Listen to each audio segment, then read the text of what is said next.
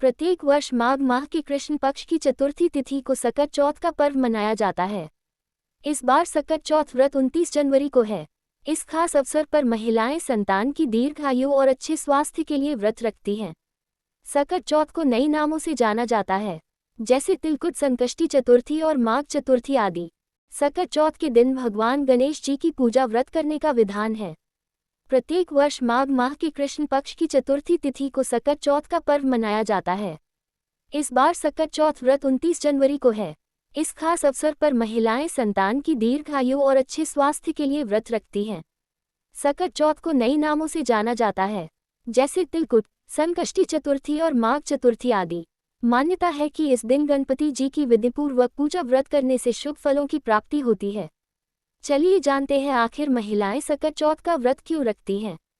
पौराणिक कथा के अनुसार एक बार मां पार्वती स्नान करने कक्ष में गईं। कक्ष में कोई न आए इसके लिए उन्होंने गणपति बप्पा को बाहर खड़ा कर किया और आदेश दिया कि जब तक मैं स्नान करके बाहर न आ जाऊं तब तक किसी को अंदर मत आने देना। भगवान गणेश ने अपनी मां पार्वती का आज्ञा का पालन किया। कुछ ही समय बाद देवों के देव महादेव मां पार्वती से मिलने आ गए, लेकिन उनको भगवान गणेश ने मां पार्वती से मिलने से रोक दिया।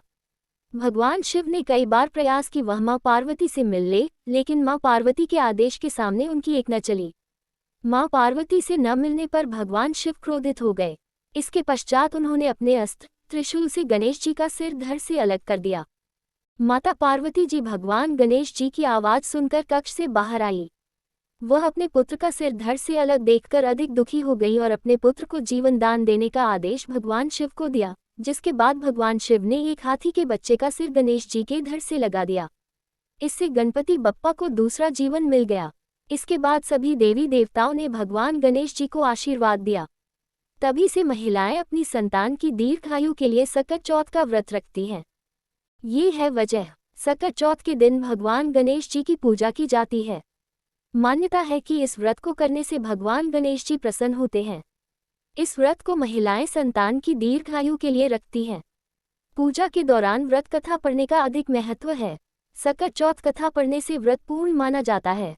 इसके अलावा इस दिन चंद्र देव को जल देने से संतान को रोग नहीं होता है और सौभाग्य की प्राप्ति होती है। दैनिक पंचांग के अनुसार माघ माह की चतुर्थी तिथि की शुरुआत 29 जनवरी प्रातः 06:10 से होगी और इसके अगले दिन यानी 30 जनवरी को सुबह 08:54 पर तिथि का समापन होगा। इस बार सकट चौथ का व्रत 29 जनवरी को है। सकट चौथ के दिन चंद्रोदय रात 09:10 पर होगा। सकट चौथ चंद्र दर्शन महत्व। इस दिन चंद्र देव को अर्घ्य देने के बाद सकट चौथ व्रत का पारण किया जाता है।